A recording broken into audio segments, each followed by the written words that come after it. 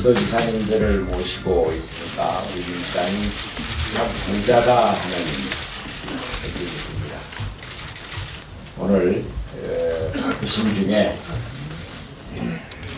연석회의에 참석하기 위해서 먼 길을 와주신 지도지사님들 진심으로 감사하고 또 대표로서 환영의 말씀을 드립니다. 지도지사님들을 모시려고 무척 여러 번 애를 썼습니다만 시간이 맞질 않아서 그동안 못했습니다. 시간을 양보를 해주시고 해서 이렇게 한자리에 모일 수가 있었습니다. 저도 도지사를 해봤습니다만 지도지사 얼마나 바쁘신지 시간을 제대로 내기가 아주 힘든데 귀한 시간 내주셨습니다. 각 지역의 발전을 위해서 노고가 많으신 데 대해서도 지하의 말씀을 드립니다. 요즘 특히 예산철인데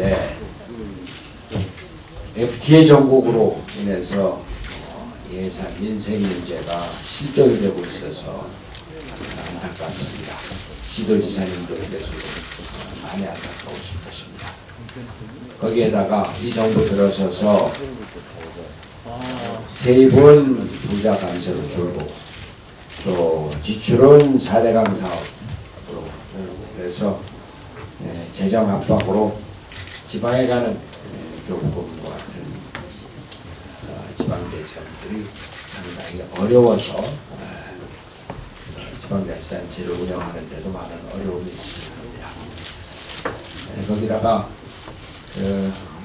복지 시대를 맞이해서 무상급식과 같은 복지 지출에 대한 수요가 늘어 나오고 있는데 예산이 제대로 뒷받침되지 않아서 단체장님들께서 어려움이 많으실 겁니다.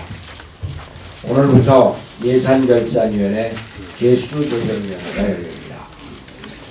이미 민주당이 발표한 내년도 예산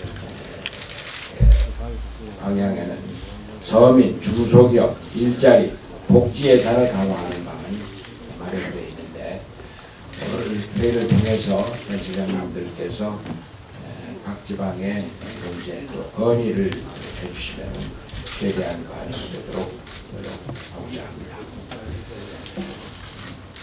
어제는 바로 이 자리에서 민주진보 진영의 통합정당 출범을 위한 역사적인 모임이 있었습니다.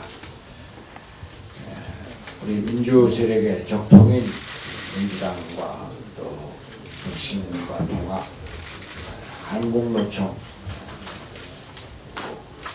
진보통합시민의 복지국가 소사이티 그리고 지금 우리 당에 소속되어 있지는 않습니다만 박원순 서울시장 측 또 김두관 경남지사 측이 참여해서 통합 정당 출범에 깃발을 올렸습니다. 87년 제재를 이끌었던 주역들을 비롯해서 97년 수평적 정권을 이뤄낸 주역, 2002년 정권 재창출을 이뤄낸 주역, 그리고 대한민국의 대표적인 시민세력, 노동세력, 복지세력들이 힘을 합친 것입니다. 무엇보다 97년과 2002년 대선 승리의 주역이었던 우리 민주당이 통합의 중심에 서서 통합을 주도하고 있다는 사실이 중요합니다. 야권 통합은 시대의 흐름이고 국민의 명령입니다. 이제 2023년 총선 승리, 대선 승리를 위한 길로 나아가기 위해서 더 큰 민주당, 더 강한 민주당을 만드는 길로 차게 전진할 것입니다. 오늘 광역단체장님들이 이렇게 많이 오셔서 귀한 시간을 내주신 만큼 좀 더 깊이 있고 격이 없는 토론을 위해서 오늘은 최고위원님들께서 모두 발언을 생략을 해주시고 김진표 원내대표께서 예산 관련해서 잠깐만 말씀을 해주시고 비공개로 실질적인 통에 들어가겠습니다. 다음은 김진표 원내대표 말씀 듣겠습니다. 어저께 민주진보시민통합정당 연석회의에 참석한 대표자들이 모두 한 목소리로 한미 FTA의 일반 강행 처리에 반대한다고 하는 입장을 밝혔습니다. 대화와 타협을 통한 한미 FTA 처리, 이것은 국민이 원하는 바고 민주당의 변함없는 원칙이라고 하는 점 다시 한번 강조합니다. 지금 국회가 하려는 가뜩이나 민생이 어려운 상황에서 현재까지 다행스럽게 정상 진행 중인 예산안을 법정 기한 내에 처리하고 시급한 민생법안, 의원처리제도 개선안, 미디어랩 법안, 정치자금법 등의 긴급한 변안을 우선 논의해 나가는 것입니다.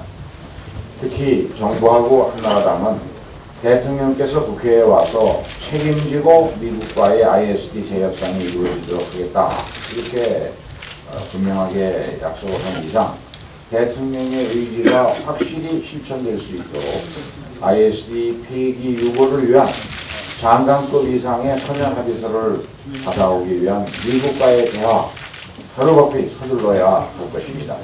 이런 조치 없이 한나라당 일각에서 주장하는 것처럼 수적 우위만을 앞세워서 한미 FTA 법안을 직권상정 날치기를 감행한다면 이번 국회는 파국으로 끝날 수밖에 없게 되고, 그렇게 되면 시급한 민생 현안, 예산안 모두 내팽개친 채 FTA만을 일방적으로 강행 처리하는 데 따르는 이 국민적인 심판, 이명박 한나라당이 면치 못할 것이라는 점 다시 한번 경고합니다.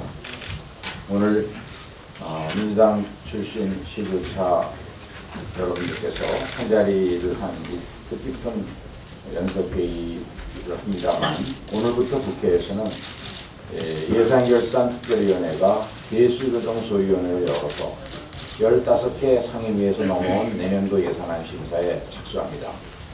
민주당은 여러 차례 밝힌 것처럼 특수활동비와 같은 불효불급한 예산을 대폭 삭감해서 뒷거리 신용만 낸 중소기업의 지원 예산, 일자리 예산을 늘리는 등 민생 예산과 서민 예산 확보에 최선을 다할 것입니다. 특히 재원 대책은 전혀 마련하지 않고 복지 행정을 지방에 이양하면서 지방정부의 재정난이 더욱 가속화되는 문제를 해결하기 위한 예산이 편성될 수 있도록 최선의 노력을 경주할 것입니다.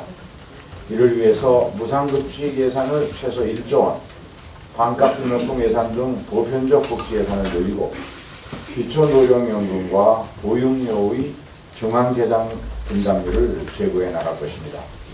또한 민주당 소속 지방자치단체장들이 내세운 공약 충실하게 이행할 수 있도록 지역균형 발전을 위한 예산도 확실하게 확보할 것입니다. 말로 궁극적으로는 분권교부세율을 상향시키는 노력을 지속적으로 펼쳐나갈 것입니다. 언론에 따르면 이명박 대통령 사전 승인을 얻어서 내곡동 사저 땅을 매입한 사실이 밝혀졌습니다. 민주당은 한 달 전인 10월 19일 내곡동 사저 부지 구입 의혹 관련자들을 검찰에 고발한 바가 있습니다. 검찰은 청와대 눈치나 보면서 시간 끌지 말고 언론이 제기한 의혹들 낱낱이 밝혀야 할 것입니다. 만약 이것이 또 지지부진하다면 우리 민주당은 국정조사를 비롯한 모든 의혹 밝히기 위한 절차를 착수할 것임을 말씀드립니다. 이상입니다. 국정도 꼬이는 것이 많고 또 나라 미래도 세계 경제가 뒤뚱거리는 속에서 대단히 걱정되는 그런 상황입니다. 바쁘신 가운데도 일선을 맡고 있는 시도지사들을 초청해서 이렇게 탄회하게 의견을 듣기로 결정해 주신 대표님을 비롯해서 최고위원 여러분께 진심으로 감사의 말씀드립니다. 이 자리에는 우리 시도지사님들께서도 각 분야에 대해서 다양한 의견들이 있을 것으로 생각을 합니다. 그런 의견들을 우리가 허심탄회하게 한번 주고받으면서 당이 어떻게 가는 것이 국민들에게 공정하고 또 국가를 잘 끌어갈 것이냐 도움이 되기를 바랍니다. 김진표 대표님께서 말씀하셨지만은 저희들은 지금 대단히 지금 바쁜 어떻게 보면은 지방 예산이 계속 줄어들면서 겪는 큰 어려움을 갖고 있습니다. 그런 것도 심도 있게 논의가 돼서 결국 지방이 건전하게 됨으로써 수도권의 집중 문제라든가 또 뭐 여러 가지를 분석해 보면은 수도권 집중에 가장 큰 원인이 있는 그런 것들을 많이 발견하게 됩니다. 다시 한번 감사를 드리면서 우리 시도지사도 또 사심없이 오늘 이 자리에서 그런 문제에 대해서 의견을 드릴 생각을 갖고 있습니다. 다시 한번 감사드립니다. 고맙습니다.